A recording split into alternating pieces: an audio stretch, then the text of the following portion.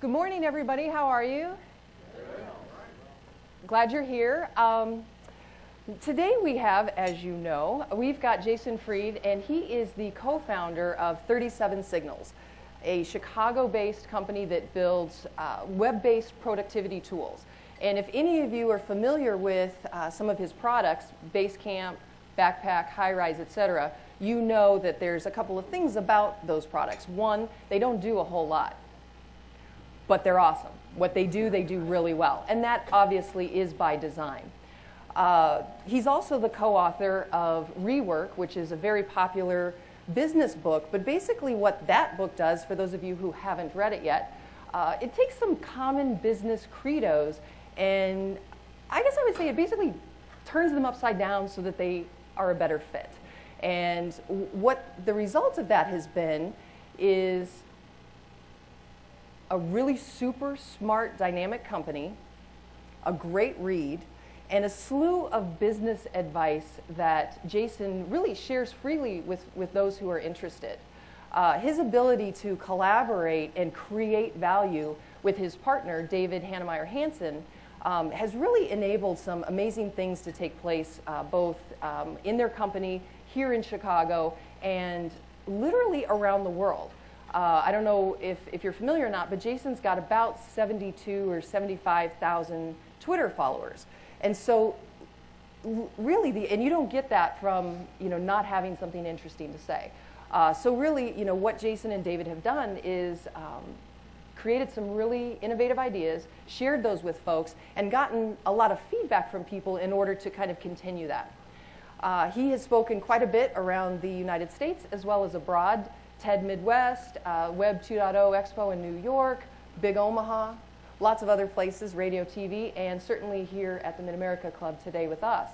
So given all the things that he does, oh, and by the way, I don't know how many of you have read his column. He's got a monthly column in Inc. magazine called Get Real, and he writes a regular blog. So quite obviously, he can probably tell us a little bit about productivity and how he manages to pull that together and do some amazing things. So all that said, please join me in welcoming Jason Fried. Thank you.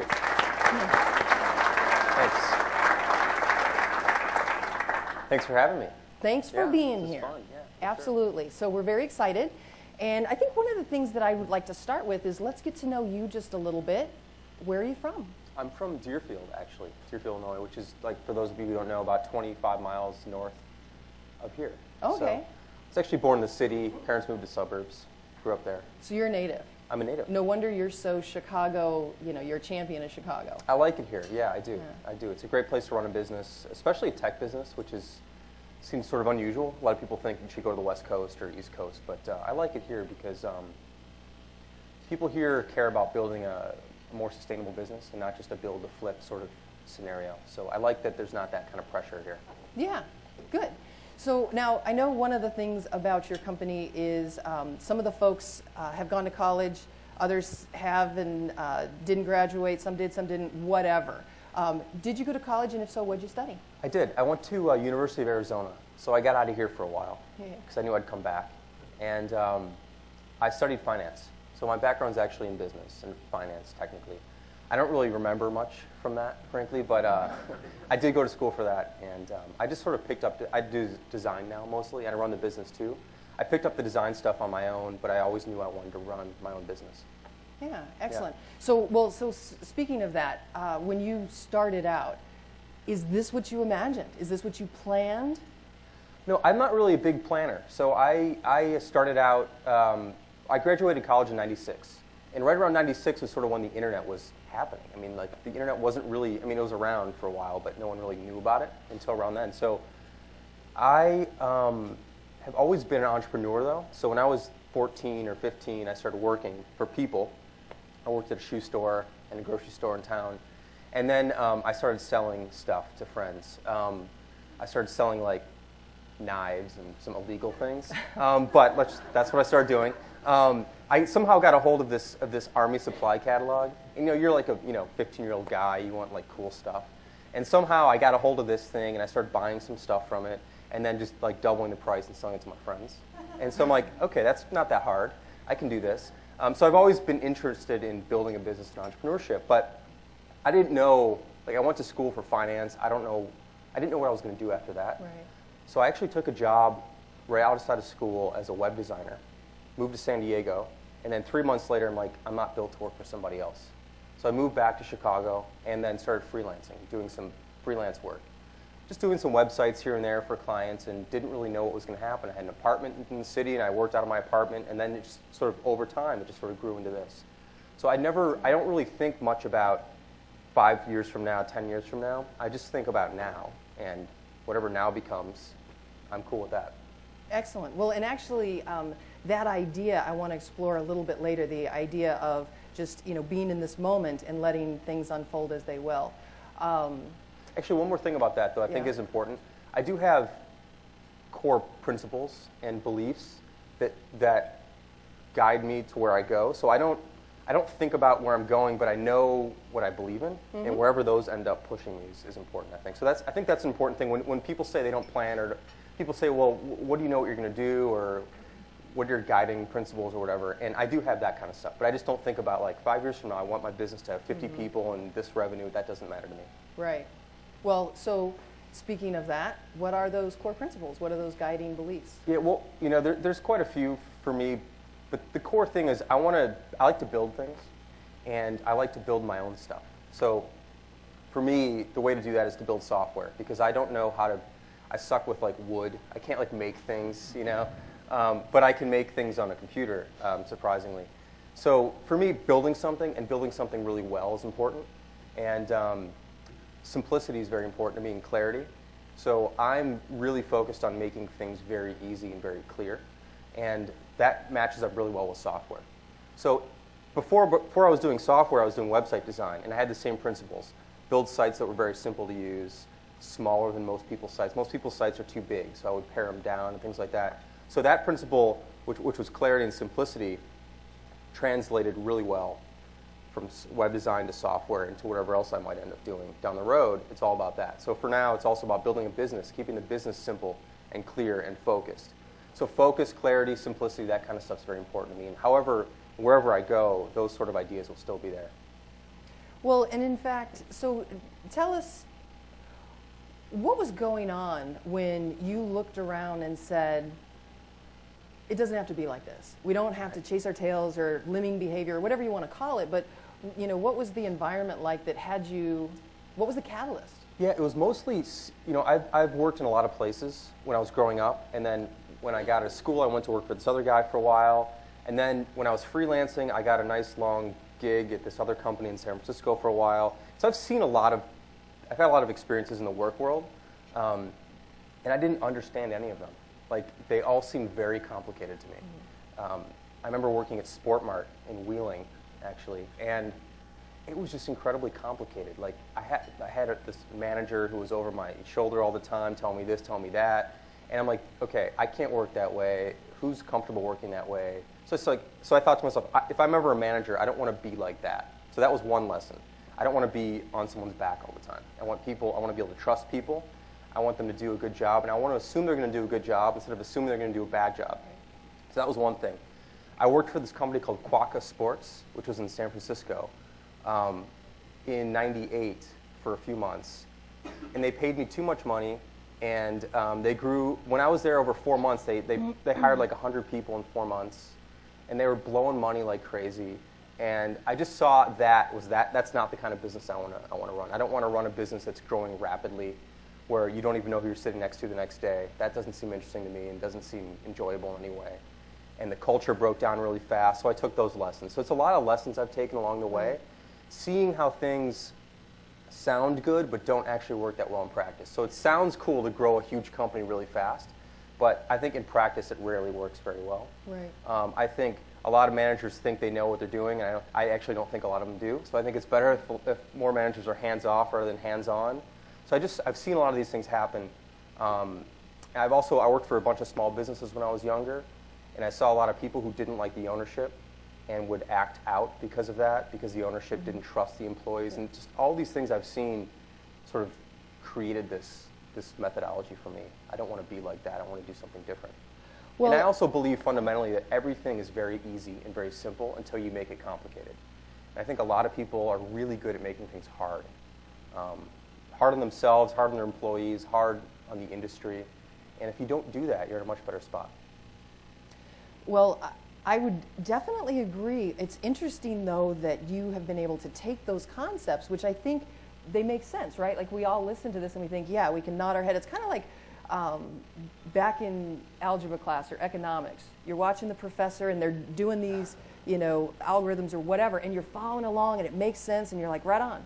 And then you get home and you try to do the first problem and suddenly you can't do it. And I guess one of the things that I think about is how do you take these right ideas, really, keeping things simple, staying focused, but actually implement them into your day? How do you translate that concept? Especially, and let me just kind of add a piece to that, when you're not an entrepreneur, you don't run your own game, so how do I take that information within the constraints of my everyday corporate America life? So that's a really good question, an important one, because as we were talking about earlier, you'll go to a conference and someone will be up there telling you all these things, and you go home and you can't use any of them, and that's kind of pointless. So you got to start small, first of all. So if you listen to me or you listen to anybody else or you read a business book or whatever, you can't just say, all right, tomorrow we're going to do all this stuff. It just doesn't, it's not realistic. So you got to take one thing at a time, and the best way to do it is to start with a small side project. So, everyone's projects are different, but let's just say you have some sort of thing on the side where no one's really paying attention. It's just something you have to get done. No one really cares. It's just maybe it's for you at the office or at work, or maybe it's even a personal project or whatever. Start with something small and try a couple things first. So let's say it does happen to be at the office. And let's say normally you'd have 5 people working on it, okay? Just try and have 2 people working on it, and just see what happens. Maybe you set a schedule of 6 months, set one for 3, and see what you can do. Maybe if you want to do 5 things, just do 3 things. So you have to start cutting things in half. I'm a big fan of whatever your ambitions are, cut them in half. And maybe even cut them in half again. And that doesn't mean that you can't do everything you ultimately want, but that first version of whatever it is that you're doing should be cut in half. Because it's so easy to keep saying, well, wouldn't it be cool if, and shouldn't we do this, and man, we really need this and that. There are very, very, very few things that you actually need. So I think that the best advice for whatever it is, whatever you're doing next, and starting something on the side to see if this works, is to cut it in half. Just cut the schedule in half, cut the people in half, cut the features in half, and try and get that first version done with half of what you thought you needed. And see how that works. And you might find that that's very enlightening or very liberating. Mm-hmm. Go, wow, you know what? I thought it was going to take this long. It didn't. All these things I thought I was going to need, I didn't. And then you start to see the light, basically, when you can get something done like that. So that's my advice. Is just cut things in half. Well, and I think... And I should say real quick, sorry to interrupt again, but these thoughts keep coming. It's fine. But that's why you can't do this on a huge, your next massive project. Cutting a massive project in half is incredibly difficult. But cutting a side project in half that no one really cares about to begin with is a lot easier. So that's why you got to start in the corner somewhere and see how it goes. Well, and I think that's actually so relevant on so many levels because, pick something small, start small, make it smaller, kind of get it's almost like exercise, right? The first time, you hit the gym, you're not lifting whatever, 50 pounds, you're starting with the 5-pound weights or whatever. Am I giving away too much? And I would completely agree with that. So thinking about that, then tell us what is a typical day? What does a typical day look like for you? What are the activities you do on any given day, and how did you set those priorities with the 200 emails that you have coming in a day, and et cetera? Yeah. So my typical day, it depends. I hate answering questions like that, but. Right now we're working on a new product, so my days are a little bit crazier right now. But basically now, my role is editor, is how I think of myself now. I'm an editor, in that I'm looking at the things that are going on and making some suggestions here and tightening up some things there and getting in and changing some words here and there. But I'm not building the core stuff right now. So I have people on my team who are doing that, and then I'll come in and offer some suggestions when they're ready for me to look at something. So it's much like when I write for Inc. I'll write the article, the editor won't bother me until I turn it in, and then we'll go over it and review it. So I'm kind of keeping an eye on all the little things that are easy to miss when you're working on something closely. When your head's down on something, it's very hard to pull back. So it's nice to be removed from things because it's much easier to see the details and the big picture when you're not involved on the day-to-day on every little small thing. So I've been doing a lot of that. So it might be design work, it might be copywriting, it might be some marketing stuff, it might be a variety of things. So I'm kind of bouncing around right now, giving a bunch of ideas and stuff like that. But usually my days are spent thinking a lot about what we should be doing and how we should be doing it, and if what we're doing now is good or it could be better in different ways. And I think that having time to think is super important. And I don't think I've been in this position many times where you're so busy that you can't think anymore. Right. And if you can't think, I don't think you're really doing your job. So it's very important that I have some time to think. So I don't like to pack my days with scheduled items. I heard something. I read something maybe last year on how Warren Buffett does his schedule, which really inspired me. He doesn't have a schedule. So you cannot call Warren Buffett and set up a meeting with him in 2 weeks. If you do that, his assistant or secretary will say, call back a day before you can see Mr. Buffett, whatever. So he keeps his schedule wide open until the day before, every day. And this way, if he has a new idea or needs to think, he's not like, man, I can't do this now because my whole 3 weeks are booked up. Right. Every day is open except for the next day. And I like that sort of way of thinking, so I've been doing that a lot more recently. So my days are very scattered and I'm doing a bunch of things, but leaving plenty of time open for thinking or exploring or running into a new idea that I didn't have before. Well, that's interesting. I'm not sure that everybody can do that, but I still think you can take a piece of that idea and, worst case scenario, schedule time to think. Like if that's, because again, Yes. sometimes, right, we don't have as much control as we'd like. Here's the thing. It's so easy for everybody to schedule a meeting, right? Like, I can have a meeting and a conference call. Like, schedule, think. Just put think on your calendar and go, I'm thinking from 3 to 5. Right. Like, why are we so hesitant to do that when it's so easy to put down on your schedule, I'm in a meeting, I'm in a meeting, I'm in a meeting. So block off some time just to think and have nothing to do. I think that that's really valuable. So I've been doing that a lot more lately. And because of that, we've been able to have some breakthroughs on things that we wouldn't have normally had time to think deeply about. Right. You can do a lot of surface thinking where you think you're thinking about a problem, but not really. But Right. if you have a couple hours to really dig into something, you can get deep and find some new insights into things that you wouldn't have had you not had a couple hours to spend on it. Well, and I think actually that touches on another idea around thinking. You're right. We don't even make time to think. We're running so fast, and there's so much. I feel like people are kind of on the edge of chaos at all times, right? Yes. Do you all feel like that in your daily life, your business Yes. life, and you're running hard and fast, and you've got it under control, but I'm telling you what, a stiff breeze, and it's just going to go flying, right? It's pretty rough. But I think one of the things, besides us not taking the time to think, we also, I believe, we think about something with no intention of making a decision. We didn't mean to do that, but we're going to, like the little precious few minutes that we find to think about something while we're sitting at the stoplight or anything else, like we'll rev up the engine, we'll start thinking about something, but we're nowhere near a decision-making point. And I think that's one of the things you talk about in Rework, you talk about it in your column. Don't be afraid to make a decision. Just put a stake in the ground. Tell us a little bit about that. Yeah. Actually, one other thing I want to touch on again about the thinking thing that you just reminded me of when we were talking is that not only do you have to schedule a few hours here and there to think, but you have to respect other people who do the same thing. Right. And you have to respect, this is the most important thing I've found in business, is that interruption is the enemy of productivity, is the enemy of pretty much everything in business. And we are so quick to interrupt each other today that it's not only that you need time to think, but everyone else does. So you have to respect other people's quiet time and privacy and thinking time. That's super important. And that means that, like, for example, in our office, we're very quiet. We treat our office like a library. I've always found it strange that all the places where we're supposed to learn are quiet. The library, the classroom, places like that. Yet the office is a mess. Noisy, full of interruptions, the phone's ringing, people running around, people talking to each other. That doesn't make any sense to me. Right. I think that office is a place where you should learn and be able to think clearly, just like you should in a library, just like you should in school and class. So we don't talk to each other very often at the office. We have special rooms for that where you can go into a room and talk, but everyone else in the open is very quiet. So if you walk into our office, you won't hear anybody talking. And that's a respect thing, that we respect each other's time and attention.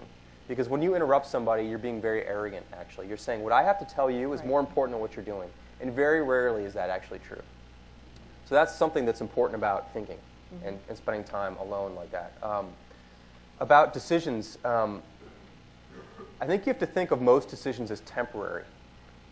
Sometimes we're paralyzed by decision making because the decision is so permanent and so big and huge, and there's like 6 months or 8 months behind it, and a bunch of people have put their time into it. That who wants to make that call? Right. So you've got to chop these. This comes back to cutting things in half again. You're not paralyzed to make decisions when you know they're tiny and they're small and they're temporary. And so we try and break all these big decisions down into decisions that are small, that if we make the wrong call, we can make the right call tomorrow. Not a big deal. Right. It's when you make these huge calls that you're not going to make a different call tomorrow because so many gears are in motion. So invested, right? Yeah, you've got to stop investing so much in these. You've got to invest. Like, you can have a big idea, but it's usually made up of a bunch of small ideas. So you got to get to the small ideas, make some decisions, get some momentum going, get some things working, and then if you need to change direction, you can do that rapidly instead of being so big. I mean, I like to think about it in terms of the physical world. In the physical world, the more massive an object is, the more energy it takes to change its direction. Right. Pure physics rule. The same thing is true in business and in decisions and ideas. If they're big and massive and heavy, full of politics, full of people, all the stuff, it's very hard to change direction, which is why people are afraid of making those calls. So find small little calls like marbles that you can just kind of bounce around if you need to and change. So that's something we're very, very bullish on, is cutting it down to small bits. Well, I think that's another piece of super relevant advice because, again, the idea is, I think we know a lot of the ideas about, how can we quiet down the madness, kind of control a little bit of the chaos, and bring ourselves to our next best level. And the trick is really trying to figure out, so I've got the idea, I've got the concept, and now how do I pull it down? And I think some of the things you're saying is gives us just that next layer of clarity that says, okay, this is how we're going to take it to the next space. Yeah, and again, like, I realize cutting things in half is intimidating too. So making this even more actionable, or whatever word you want to use, get rid of one thing. So your next big thing you're working on, like, if it's made of 10 things, cut it down to 9. Like, just start as small as you possibly can, and you'll just find that all these things you thought you needed to do won't be missing if you don't do them. Now, if they are missing, you can add them later. But there's so many things that you just think you have to have that you just don't. And that's how you start to break these big decisions down into smaller decisions. Maybe at the first time you try this, it's one fewer thing. Maybe next time it's half, or a quarter fewer, and then a half fewer, or half less. So you just gotta get used to that. Paring things down, cutting things out. Everything gets better when it's edited. Movies are better. Music is better. A musician who's writing an album, they have like 25, 30 songs maybe, and they have to cut it down to 12. Same thing with an author who writes a book. You got to cut it down. Everything, when it gets cut down, gets better. Movies, there's like 300 hours of footage. They have to cut it down into like 90 minutes or 2 hours. Right. You've got to be doing that with everything you're doing. You've got to be cutting this stuff back, not adding more stuff. I think it's a really good idea. When I think about my life and trying to keep things in some semblance of order, I've never really thought, people will suggest, right? People will say, oh, kind of take that out, or maybe don't sign up for so much. But in truth, I've never really taken it down and said, no doubt, everything is better with less. And like you said, I think the movie example is a good one, 300 hours down to the 90 to 120 minutes of high quality. So I think that's a great concept. I think the reason it's hard is because a lot of the stuff that we all do, this is a broad generalization, of course, business-wise at least, you can't see it in the same way that you can see film, or that you have, like, film is measured by hours. So you know that if it's going to be in the theater, it has to be 2 hours. Right. So we don't have those constraints. A lot of those constraints have to be self-imposed because business and products and software especially, it doesn't have natural edges and natural limits. So it just kind of grows and grows and grows and grows and grows because it's sort of virtual and you don't actually see it. But one example I always use is looking at water bottles. We can all sort of agree that this is about the right size for like a portable water bottle. If this was like this tall and this wide, like everyone here would go, that's a bad design. And that's because we can see it. But a lot of things that we do, at least we do, I think a lot of people also in the financial business and other businesses, you have these goods and services that don't have natural physical borders, that things can just expand eternally, and there's nothing naturally pushing back. Again, if this was like too heavy, it'd be pushing back. If it was too big, it would be pushing back. If this wasn't clear, it'd be pushing back because you want to know if there's something in it. If it was made of lead and it was heavier than the material, than the water inside, you wouldn't know if it was empty or full, like by just holding it. So those are natural physical pushbacks, and I think in the business world we often don't have those, which is why things tend to just keep growing and growing and growing instead of getting smaller and smaller and smaller. So think of whatever you're doing as a movie. If this had to be 2 hours, and right now it's 300 hours, how would we make it 2 hours? That's a good way to think about it. I like it. Yeah. Great concept. So let's switch modes for a minute, and let's talk a little bit about, we've got a few more minutes before we're going to open up to audience questions, so Sure. be thinking about what you guys want to know from Jason. Some of us talk about Plan B. What is or what was your Plan B? I don't have Plan Bs. I really don't. I think you should be working on your best idea, and if that idea doesn't work, then you move on to your next Plan A. Like there's no backup plan. Now, there may subconsciously be a backup plan, but I don't think about like, if this doesn't work, we'll do this. If it doesn't work, then I'll figure out what to do next. And the reason why I think that's important is because I want to know what didn't work. If you're planning Plan B before you're done with Plan A, you'd think you already know what didn't work. Right. So if Plan A doesn't work, if the main thing you're doing doesn't work, then it's an opportunity to learn about what didn't work, and then you can do the next thing instead of planning it ahead of time. So I'm much more a fan of learning in real time and thinking in real time than I am of sort of guessing ahead of time. And I think that's what a lot of Plan Bs are. They're big guesses. And I think planning in general is guessing. I'm not a big fan of that in general. Right. Yeah. I think when you plan ahead, now there's some planning, of course, but like we're thinking like a couple weeks out is what we're sort of thinking, and then we have like maybe a rough, very very very rough idea that we've thought about for 20 minutes about something further in the future, but it's not written down on paper. It's just like an idea. When you're making decisions as you go, you always have the best information. So if you're making decisions about something that might happen 2 years from now, and you're making that decision today, you're missing 2 years of information to make that decision. You're guessing about what might happen in 2 years. No one knows what's going to happen in 2 years. I know what's going to happen today, and a little bit, like every day you go out beyond that, you know less and less and less. So I'd rather work with the best information I have, which is the information I have right now, and make decisions that way, on the fly. So it's how you make decisions. It's really actually how you truly make decisions. So I'd just rather be honest about that than just assume that I know what the hell's going to happen in 3 years.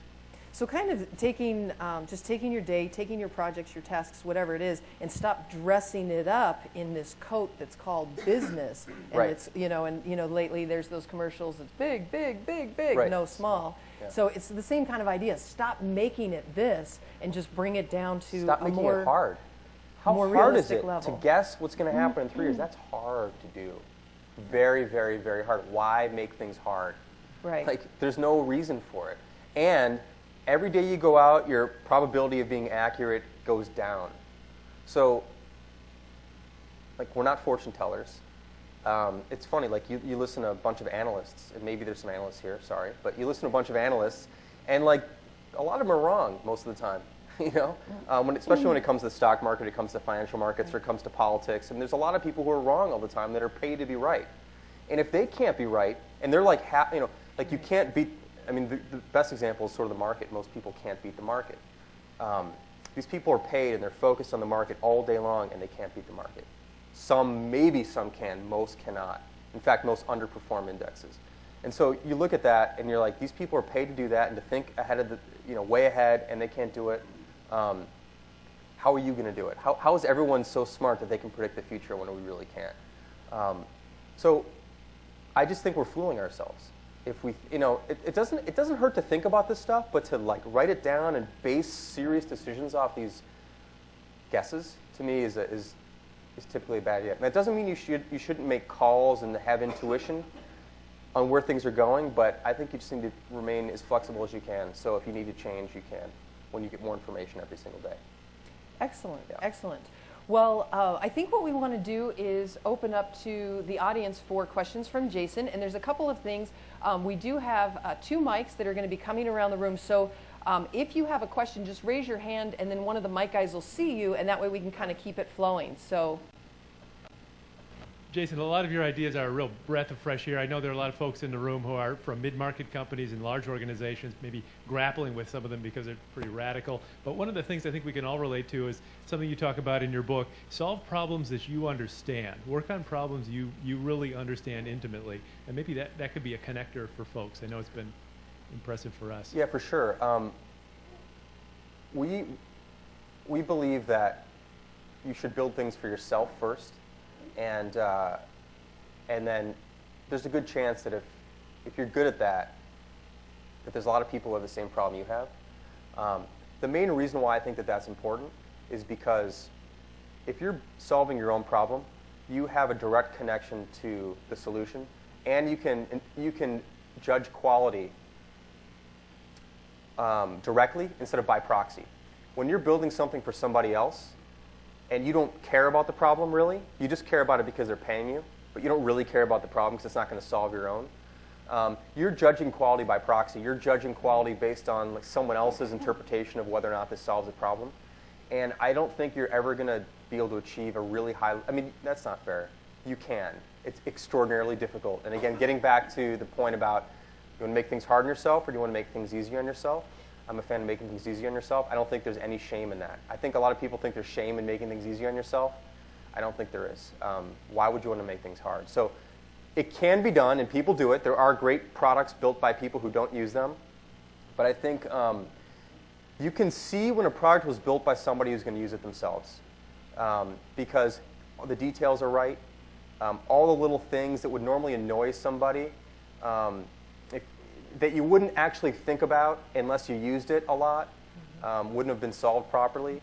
And all those little clever things are usually solved by people who have these problems because they know the problem, they can judge quality. I think it's a much better way of approaching problems. Now, that doesn't work in all cases. If you're a consultant and you're being hired by clients, we used to do this. We were a web design firm designing Panera Bread's website or something. We weren't, and it was for catering. We weren't doing big orders. You have to do the best job you can in that case, of course. But if you have an opportunity to build something for yourself that you're going to use, it's a really enlightening process and really enjoyable. And I think it's always going to be better when you build it for yourself. excellent. Next question? I'll repeat. If that doesn't work, I'll repeat the question. I'm just curious, this drive towards complication, why do you think that happens? Why do people make things complicated? So it's a really good question, and it's a deep question. I've got a lot of answers for it. I'll throw a couple out. I think one of them is competitive pressures. People think that you need to outdo your competition. I'm a big believer in underdoing the competition. So instead of trying to, everyone, especially in the software world, everyone's trying to add more stuff. Their competitor does this. Well, if I'm going to beat the competitor, the natural way to think about this, if I'm going to beat somebody, I'm going to do more than they do. And you get in this Cold War mentality where everyone's trying to one-up each other, and then over time you get into this set of complicated products. I'm much more a fan of going simpler and simpler and simpler and underdoing. I think there's enormous opportunity for companies to underdo their competition, but it's not the natural way of thinking about things. The natural way is more, more, more, more, more. I don't know if that's because that's what's taught in business schools or that's just the natural human behavior. I don't know fundamentally why that is, but it seems to be the case in most cases. I also think that a lot of people think that doing something simply means they're taking the easy way out, or that they're not that it's like it's too easy. Like that's too easy. If we do it, everyone can copy us because it's so easy. But what we see again is that people don't copy the easy solutions. They see the easy solution and go, that's too easy, let's add more stuff. So by staying as simple as you can for as long as you can, I think it's a great way to beat the competition. By actually standing still and let them make things complicated. I also think there's something to do with some like machismo when it comes to businesses, and especially like in the tech world, programmers like work really hard to solve really hard problems. I just don't think most people's problems are very hard. I think most people's problems are pretty simple and pretty easy. But there's this thing like, well, I'm a hot shot. I can make this really complicated thing, and look at what I can do. So I think there's some of that going on too. I think it goes against the grain to say we're going to stop. We're going to stop here, focus on the basics, and get the basics right, and really pay attention to those. So I think it might be a psychological thing, and there's a variety of and competitive and things like that. But I think it takes a lot of discipline, though, to say this is enough and stay focused on those things.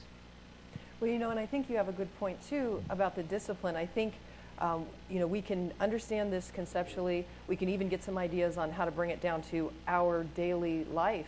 But it is 100% about discipline, and it's about reminding yourself every single day, my goal is simple, my goal is smaller. And if you don't, what does it take, 30, 40 minutes maximum, and you're back where you were, especially if we have 10, 20 years of habit going for us. And so related to that, actually, back to the question, is coming back to the employees thing. Too many people at companies means they have to work, and they have to do something. And what was simple now becomes complicated because there's more stuff, and you can't have people sitting around. So I think that's another reason why things get complicated, is because companies are too big. And they have to keep people busy, and to keep people busy, you have to add more stuff, and you do more things, and there you go. It gets complicated. So all this stuff ties back to small, focused, like all these principles are really important, I think. You can't have you can, very hard again, have a really big company that makes very simple things. Most big companies don't make very simple things. I think that's tied directly into the structure of the company, the number of people who work there, and the goals of the company about growth and growth and growth. And I also think, again, coming back to public companies, public markets distort a lot of things, and they force companies to have to keep selling new versions of things, to generate more revenue, which leads to more complexity because there's more things, and just all this stuff, I think, is a wrong spiral. It's the wrong direction. So very true. Another question was here? Sure. So first of all, I'm from Highland Park, so Hey, from across the Eden's Expressway. That's right. So maybe on behalf of the smaller business owners around here, I'm curious how, when you have a new business. Sorry. You're Italian. Hear me. So I'm curious, when you have a new business, and it's a smaller business, and you're trying to do things a little differently and maybe break some new ground, how do you, one tough thing is actually describing yourself to people when you meet them. Yeah. So I'm curious how you do it now, how you did it when you were first starting out, and actually even now, if someone asks you what do you do, what's your short answer? This is a good question because I don't have a good answer for that, and it bothers me. Because it kind of depends on who I'm talking to. But I should have a much better answer. You guys ever watch the show Pawn Stars? Okay. So you had to I say that carefully, right? I did. Like, Pawn Slow Stars. it down, say it right. So the reason I like this show is because they have these experts that come in to evaluate items. And these experts are always asked what they do, and they have really good answers. Like this one guy this one guy's like, I build kick-ass motorcycles and like hot rods or something. Like that's a great explanation of what this guy does. This other guy's like, I run the Clark County Museum, and I like evaluate historical documents from Civil War or something like that. Like very clear. Me, I'm like, well, we make web-based software for small businesses that helps people manage projects, and I don't like that answer, so I don't really know. This is one thing that really bothers me right now, is I need to come up with a better way. But it does depend on who I'm talking to. So if I'm talking to somebody who like understands web-based software, I might say like we make Basecamp, which is a tool that lets people keep track of to-dos and messages and share files together in a central place so they don't have to send emails back and forth. Like that's sort of not that concise, but it kind of sort of maybe explains it. Other people I'd say like I make software. because they don't know about all these details. So like, I'm in the software business. Web-based software is like a weird thing for people who don't understand what software is. So I just start there. It sort of depends. I think it's something you really got to think about, and I haven't nailed it myself. But I do think it's important, and it's really worth thinking about what you do and how you can explain it. Just to add to that, one of the things that I recommend in my other life, I do networking, coaching, stuff like that, is to basically have a part A and a part B. Because what you want to do is be able to say, this is what I do in the smallest terms without all the ironic elements of, well, I don't really know, or I've got 3 things. Because what's ironic and interesting to you isn't funny to the other guy because they don't get it. But anyway, so you get your part A. And then part B is the clarifier. And that, I think, is where people trip up. They try to get the clarifying information in part A. And you don't want to do that. You've got to give them the short and sweet. My company's called Healthcare Language Services. We do medical interpreting. So now when they say, oh, really? Well, what is that? Or how do you do that? Or whatever. Now is my opportunity to expand that just a little bit. And it keeps you from getting tripped up. So I think if you break it into 2 parts, you might find that to be helpful. Think clarifier is part 2. That's a much better answer than the one I gave. No, but it's just, It's true. That's a really good way to one. think about it. It's a super tough one. I think we all struggle with that. Was the next question over there, or is it over here? Okay, it's over here. Hi, Jason. I was curious, in my 7 years of self-employment of helping people make through connections to kind of unique, non-traditional ways, one of the mantras that I hear over and over is that people are getting tired of going to your traditional like happy hour networking, or everybody's in a suit and a tie and just handing out business cards here and there, nothing ever comes out of it. That people want to, and also with technology is great, but they want, they don't just want to sit behind a computer screen. They don't just want to do Twitter and Facebook. How many of your 500 Facebook friends are actually your friends? So the point of that is, my question, I guess, is what are maybe some non-traditional decisions you've made, groups you've joined, whether it's even, I'm not even asking necessarily professionally, but just like, did you take a guitar class at Old Town School of Folk Music that ended up helping you professionally? Are there groups that you have joined here in Chicago, not thinking you joined them to get more clients, but just because you wanted to do something, push yourself, challenge yourself, and it actually turned into a good business decision? Yeah. I have a terrible answer for this, which is that, well, first of all, I'm really introverted and sort of shy, so I don't like going to networking sort of things, and like groups and stuff I'm not that comfortable in those environments. So I haven't done many of those things. I agree with you about some of the fundamental points that you made, which is that just passing business cards around and whatever isn't really deep enough. And I've always been sort of annoyed by that whole ritual. I have taken some lessons at the Old Town School of Folk Music, though. But they were one-on-one lessons, so it wasn't a group thing. I don't know what's good. I don't know. I don't have a good answer for that, unfortunately. If other people have, I'm sure other people, maybe Kim's better at this than I am. Maybe other people are way better at this than I am. But I don't have a good answer for that. In general, though, what I would say is I think it's important to spread yourself out into a few different areas.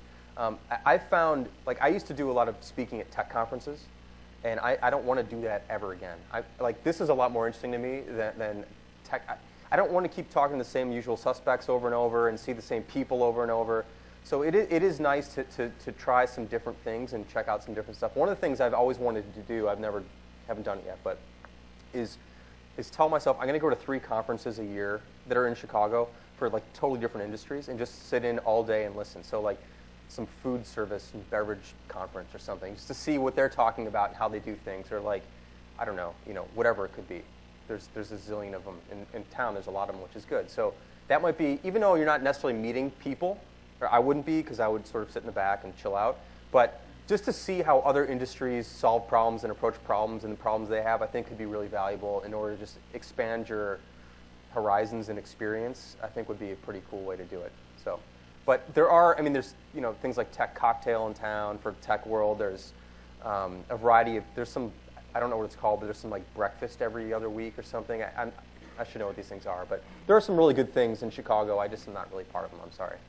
Well, and it sounds like, so what you're saying, what you talked about earlier, as well as even in answering that, is suggesting that we do what doesn't come naturally necessarily as a way to kind of stretch out and find new places. And I think it's just super great advice, because that's the only way that we're going to grow, and growing meaning getting smarter, not getting busier or bigger.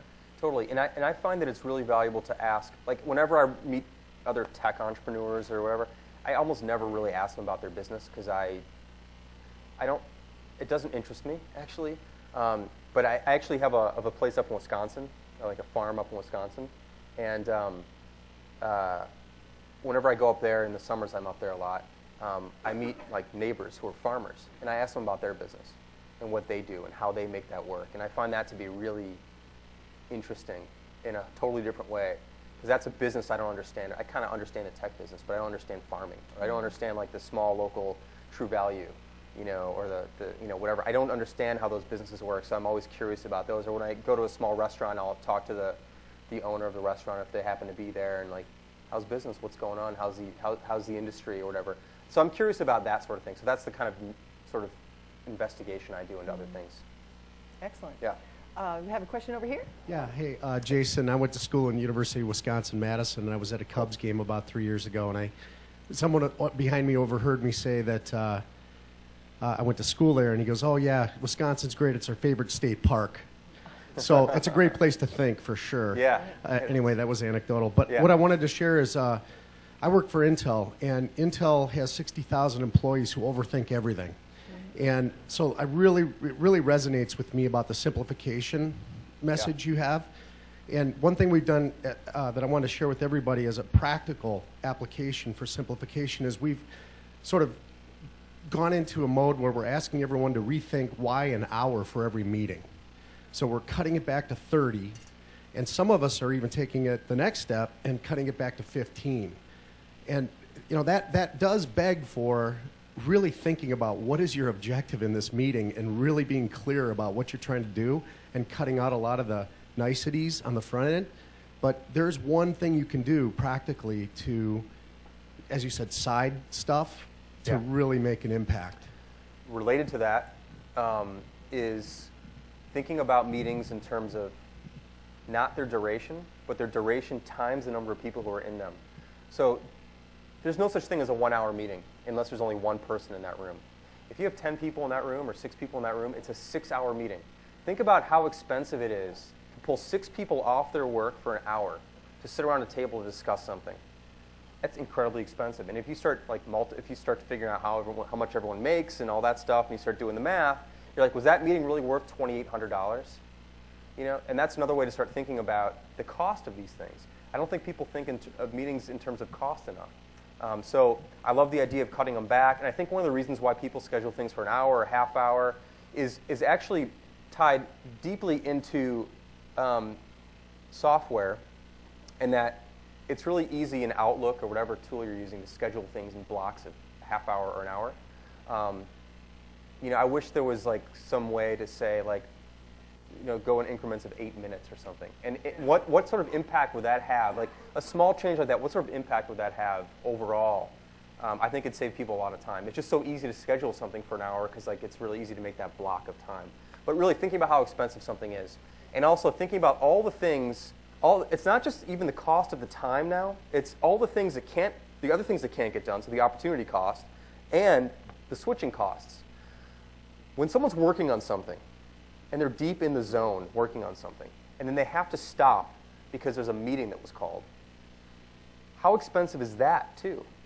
And you don't just work, stop, go to a meeting, and pick up where you left off. Like you've got to get back into that zone again. It's like sleeping. When you're sleeping, you don't just go to sleep. You ease into sleep. And if you're woken up in the middle of the night for whatever reason, you don't go right back to sleep. You got to get back into that sleep, and there's different sleep stages, and you can only achieve really good sleep when you've been sort of in that for a little bit. Same thing is true for work. So you don't just go from work, deep thoughts, to a meeting, and then right back into deep thoughts, and then right into a conference call, right back into deep thoughts. You ebb and flow through these things. So meetings are so disruptive and interruptive and expensive for a variety of reasons. If you start thinking about it in that way, you can start to really ask yourself, is it worth it? And sometimes it might be worth it.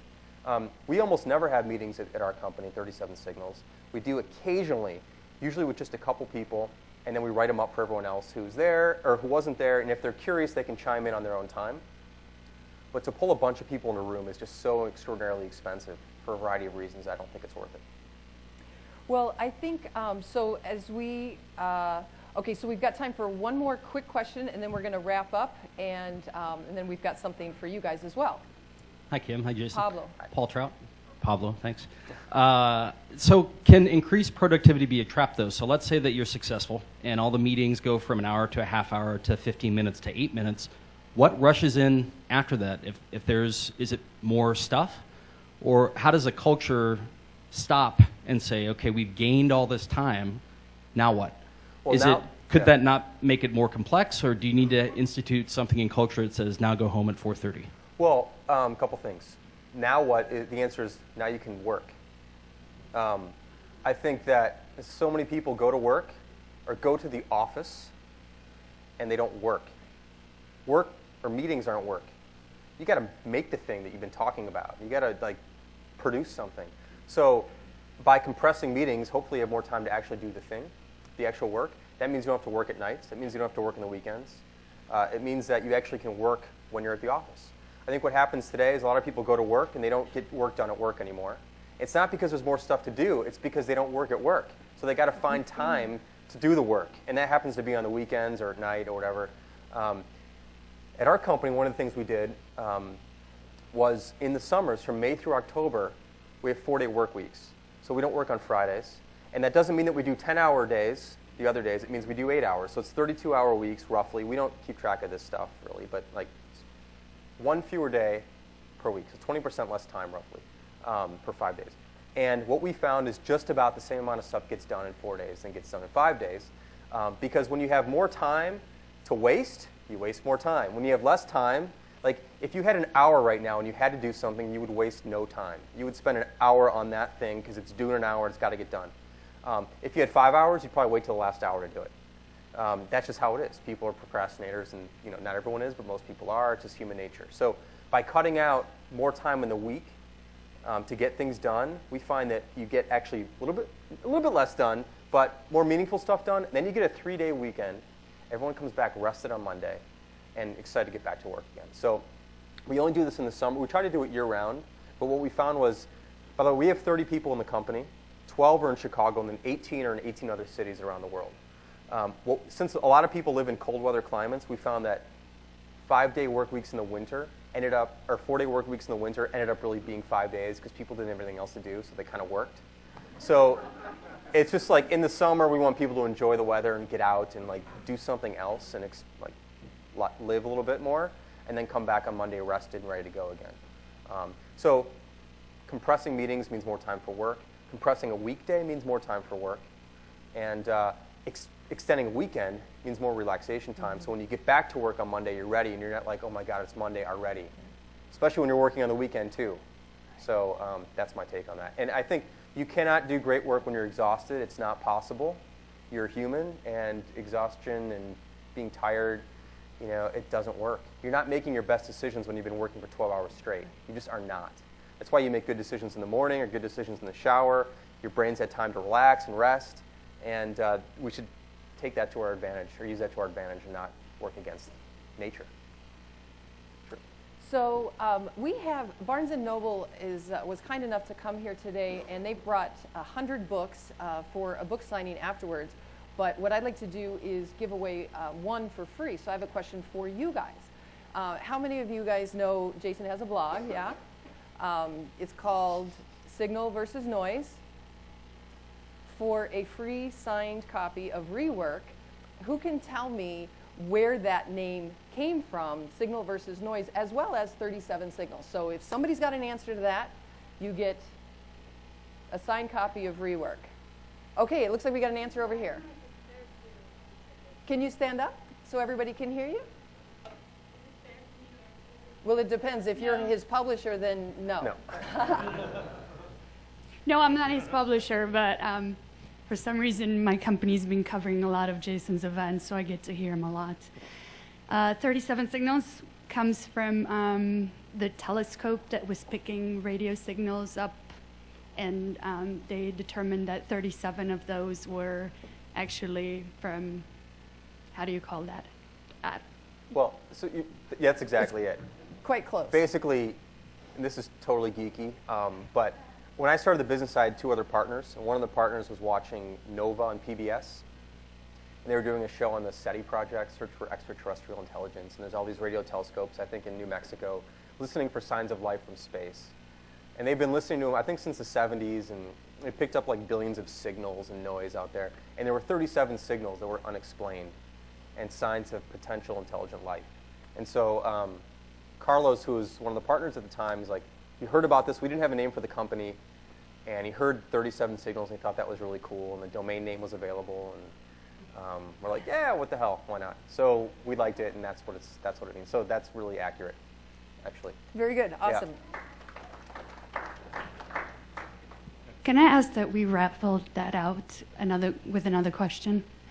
But that was the only question I've got. No, I'm just kidding. Maybe Jason has a question that he'd like to ask, or somebody else. Do you have a question for the group to get this free signed autograph copy from Jason Fried? No, that's really, my ego's not that big. So I'll add humor in that is I'm going to keep my entire holidays simple. So I think that deserves the raffle, because I think as we're all listening to you, it's like December is one of those months where everybody pressures. I'm in sales, so it's like fourth quarter, year-end close. Yep. You know, it's since the books close December 19th, and everybody's like, you know, from now until the first of the year, what are you going to do? And I'm going to keep my schedule very simple after this. Right. So thank you. So here's what we'll do then. Everyone who asks a question, I'll buy you guys a book. I don't know how. So everyone has to be honest about that, and you get one too because you spoke up. So everyone who answered a question or asked a question or stood up and said something, will get a free book. And everyone else hopefully will buy one. Perfect. And, so now when we're done, and we're going to have Russ come up and close this out, but basically a couple things I'd like to say is book signing will be back in the corner with Barnes & Noble over there, and they're doing a 20% discount, so you get cool. a break on your book. Right. Thank you so very much for coming here today. It was really fun to be here. Thank you. This has been a great conversation, and we really appreciate it. Thank you. Thanks.